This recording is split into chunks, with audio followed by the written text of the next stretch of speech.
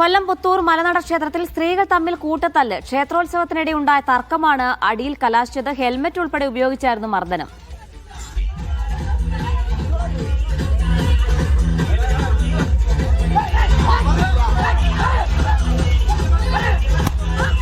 Lijo Rollins ചേർന്ന വിശദാംശങ്ങൾ നൽകാനായി. ലിജോ, എന്താണ് സംഭവിച്ചത്? സംഘർഷത്തിന് കാരണം എന്താണ്? ആർക്കെങ്കിലും പരിക്കുണ്ടോ? ഇതിന് ഈ കഴിഞ്ഞ 15-ാം തീയതി, അതായത് മഹാശിവരാത്രി ദിവസമാണ് ഇത്തരത്തിൽ ഒരു സംഘർഷം കൊല്ലം പുത്തൂരിൽ നടന്നത്. പുത്തൂർ മലനട ക്ഷേത്രത്തിലാണ് സ്ത്രീകൾ തമ്മിൽ കൂട്ടത്തിലുണ്ടായത്.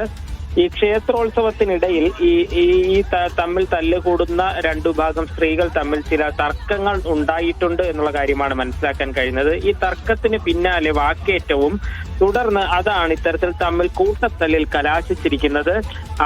ഒരുപക്ഷെ ആ ദൃശ്യങ്ങൾ കണ്ടാൽ നമുക്ക് പോലും പേര് കാര്യം, ഹെൽമറ്റ് ഒക്കെ എടുത്ത് മറ്റൊരാളെ മർദ്ദിക്കുന്ന രീതിയിലൊക്കെ കാര്യങ്ങൾ വരുന്നു. അവിടെ ഉണ്ടായിരുന്ന മറ്റ് ആളുകളും ഒപ്പം തന്നെ പുരുഷന്മാരായിട്ടുള്ള ആളുകളൊക്കെ എത്തി, അവരുടെ ബന്ധുക്കൾ ഉൾപ്പെടെയുള്ളവർ എത്തിയിട്ടാണ് ഇരു കൂട്ടരെയും പിടിച്ചു മാറ്റി വലിയ ഒരു സംഘർഷ സാധ്യത ഒഴിവാക്കിയത്.